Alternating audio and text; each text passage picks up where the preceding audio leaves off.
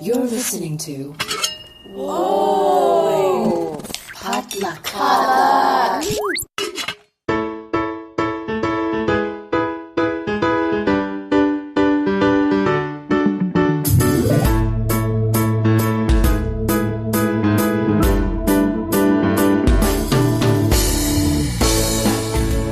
Hello, and welcome to Books and Boba, a book club and podcast about books by Asian and Asian American authors. I'm your host, Rira Yu, and my co-host Marvin is actually in Asia right now visiting family. So instead of our regular mid-month episode where we talk about new releases and publishing news, we have a very special episode for you.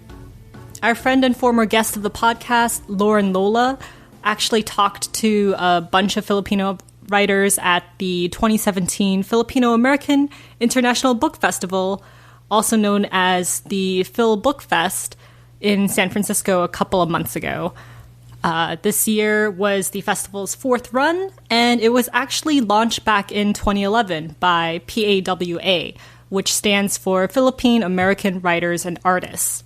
They partnered with the San Francisco Public Library and a couple of other local organizations to bring together all these amazing Filipino authors and poets from across the country, the Philippines, and I think some from Australia and Singapore.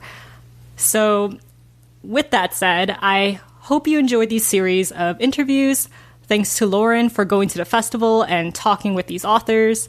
Lauren's also an author herself, so check out her book, An Absolute Mind, on Goodreads and wherever you find your books. And here we go.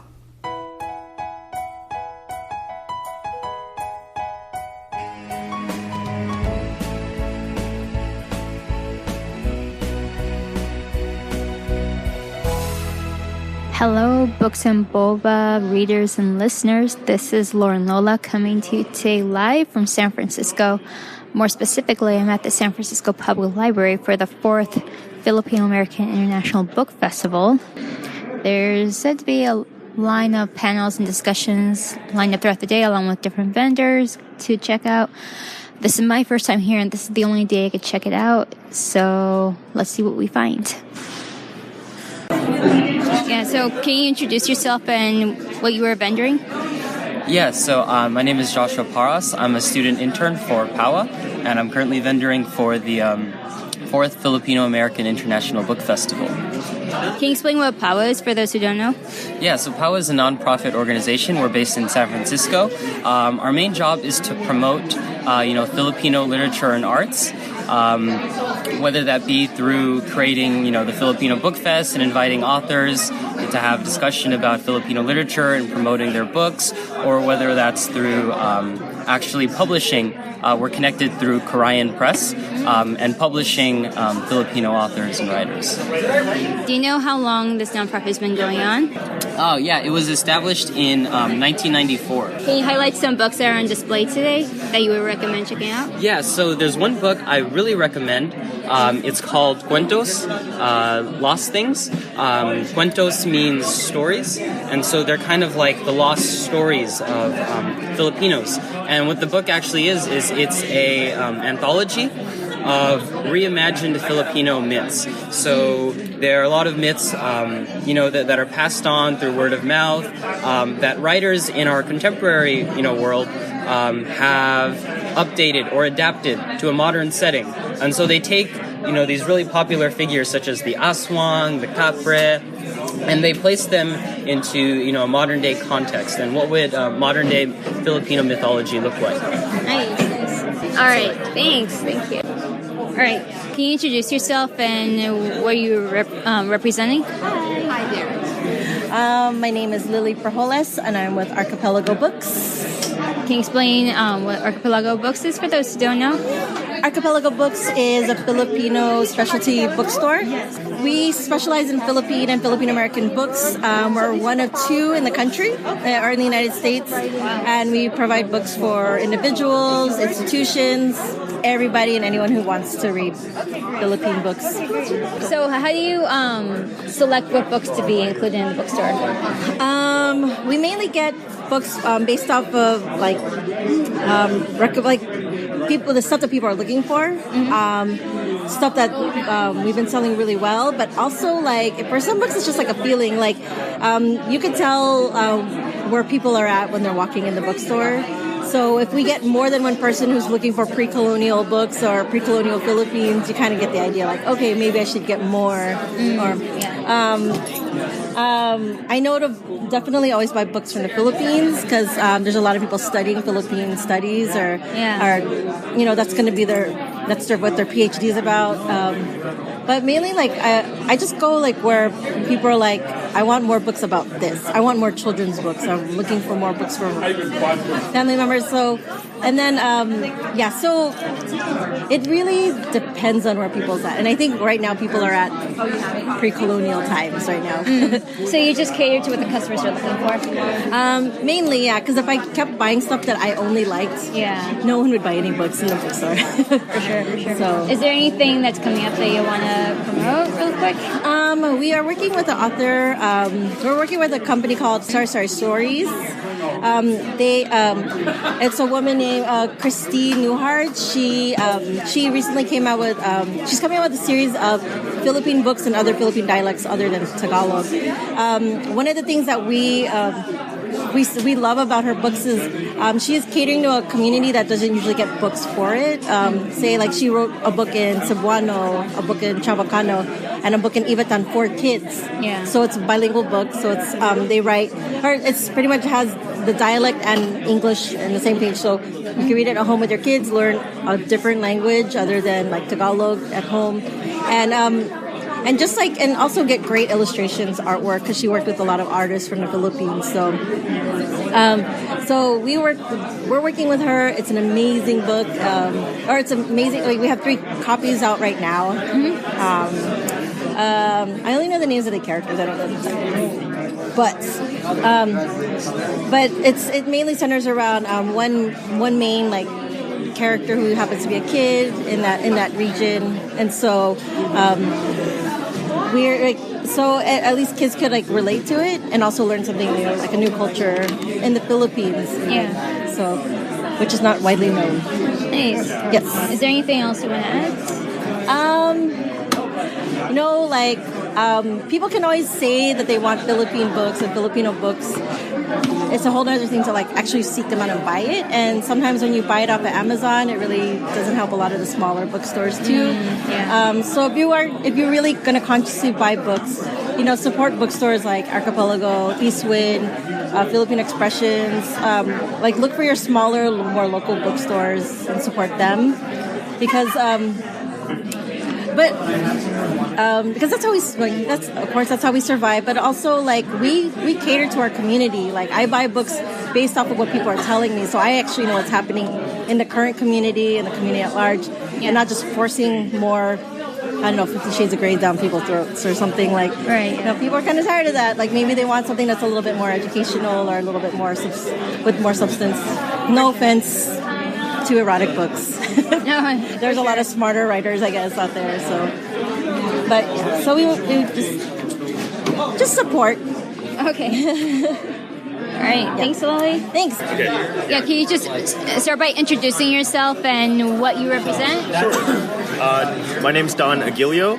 I'm representing In Hiatus Studios, which is a comic book company based in San Francisco, as well as Cool Arts, the Cool Arts organization in the Soma district.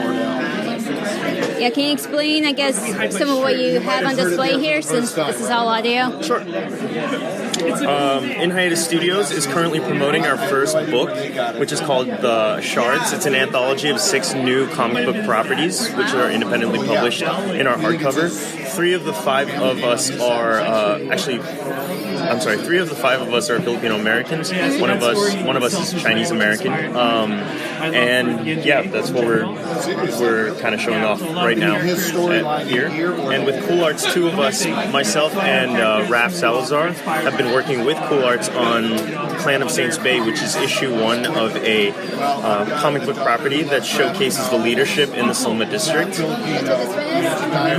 And if you leaf through it, you might be able to recognize some of the people in the Soma, the real people in the Soma that we've kind of put into this comic book fantasy world. They're superheroes in their own right in reality, so we kind of turn them into superheroes in this comic book property. Nice. Is this your first time at this book festival? It is. It's our first time at this book festival. We were invited by Edwin and Abraham to come and showcase our work and basically represent the creative community in San Francisco. There doesn't seem to be a lot of, representation of Filipino Americans in comics and graphic novels, and I was wondering what your thoughts are about that and how In Hiatus plans to, change that. Okay. In the tradition of American comics, at least, we're working on a legacy of heroes that have come from not white or not Asian American creators. There are a lot of Filipino artists that we know of and that are our heroes. Mike Del Mundo, Wilce Porcetacio, Francis Manapul, to name just a few of the Filipino artists that are working for Marvel and DC, for example. Also working on their own independent stuff. So in Hiatus Studios, we wanted to basically represent our own communities and kind of infuse some of our work with our cultural backgrounds as well. And we wanted to show that it's actually a stereotype that we're underrepresented. We're actually pretty well represented. We're just not as predominant in the comic book Mainstream comics scene? What's that? In mainstream comics scene? In mainstream comics, right? A lot of the independent work that you see out there that isn't known yet because it's not tied to maybe some big movie that's coming out. It actually features a lot of much more diverse creative community. Nice, it's good to know. Thanks for clarifying that for me. All right, can you introduce yourself and what do you represent here? My name is Christian Kabuay, and I'm a cultural practitioner specializing in the ancient writing system from the Philippines. How long have you been doing this? Publicly for about 10 years. What got you into it? I've always done art or calligraphy or writing art. Started out, tagging and vandalizing things. Then when I discovered we had our own writing system, I slowly started to incorporate the two. So, when you're at these events, what kind of things do you offer to people who are interested? My books, ultimately it's a conversation. A lot of the pieces don't stand alone. You need context. So when people have questions about the artwork, like what's the meaning, how does it relate to them currently, and what is the symbolism or the literal meaning. So a lot of it is education and also cosmetics in terms of art. So Babayan, I think, is a pre-colonial Filipino script. What does it mean to you to continue it? So the way I use it is threefold. One is cultural identity. Two is promotion of that culture, promotion of your goods, promotion of yourself. And once you promote, you add value to it. And once something has value, then that leads to preservation. Is there anything they have coming up for your business? Yeah. So in San Francisco, in the Bay Area, I'm at the Undiscovered event, third Fridays at the SF Mint. Oh, that's you? Yeah. Oh, wow. So next one is October 20, where I usually do a large painting, about 10 feet long, and just have conversations, have a party. But yeah, traveling, doing lectures on the scripts around the U.S. and October is pretty busy. Is there anything else that you want to add? No. Check out the website, bybind.com and kabuay.com, kabuay.com. Thank you. Yeah, thank you so much. Can you introduce yourself and what you are representing? Yes. I'm Erica Palasige, and I'm the manager at East Wind Books of Berkeley. Can you explain what East Wind Books is for those who don't know? Yes. So Eastwind Books of Berkeley is a specialty bookstore. We focus on Asian American, ethnic studies titles. And we've been around for over 20 years, almost 30 years in the downtown Berkeley area, yes. We actually started off, the owners were, they started Everybody's Bookstore. Have you heard of Everybody's Bookstore? No. So, and that started in San Francisco, and that was basically book lovers who got together and decided we need Asian American titles. So it was like a collective bookstore, thus Everybody's Bookstore. But then when that shut down around the late 1960s, I believe, the current owners decided to buy Eastwind Books of Berkeley, which used to specialize in only Chinese American titles. So they are now, because there's Eastwind Books in San Francisco, and that's Chinese American titles. And Eastwind Books of Berkeley, separate owners, we have included other ethnic studies titles, for instance, Native American studies, Chicana studies, African American studies, because it's, if you're a person of color, and it's been around for, again, almost 30 years. We do book events, especially local authors. We we call ourselves like small press. So we do have some of those titles, A Village in the Fields, A Forbidden Book, mostly Filipino American titles. And we are distributors for other texts, meaning that you can only get them through us. They're either not on Amazon, or the writer has asked us to be the carriers, like the U.S. distributors of a certain text. But we also carry books for ethnic studies courses, Asian American studies courses over at UC Berkeley, and sometimes through San Francisco State. We're small staff. We hire mostly students, and we are trying to figure out how to stay in business. What do you mean by that? Oh, because it's the book industry, and it's hard to compete with Amazon. So we don't compete with them. We focus really on community relationships.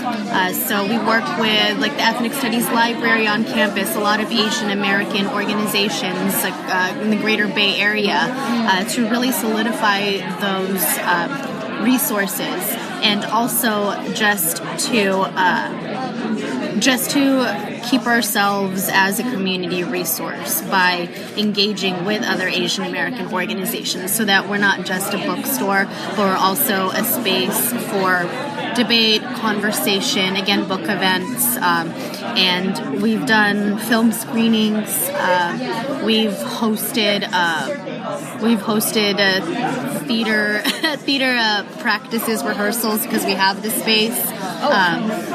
So we're really open to whatever the community wants from us, needs from us. We're open to suggestions, and we work with community members to try to keep our bookstore like Everybody's Bookstore. All right. Nice. Cool. Thank you. So I think this is about it for me here at the 4th Filipino American International Book Festival. If you missed out on this year, unfortunately you have to wait 2 years to go to it, because the next one will be in 2019. So thank you for tuning in with me today on attending the FilBookFest. So thanks for listening. This episode of Books and Boba was hosted by Rira Yu and edited by Marvin Yue. For further discussion on the books covered at Books and Boba, please visit our Goodreads forum. You can find the link on our Facebook page at Books and Boba, as well as by searching for the group Books and Boba on Goodreads.com. Books and Boba is a proud member of the Potluck Podcast Collective, a collective of podcasts featuring unique voices from the Asian American community.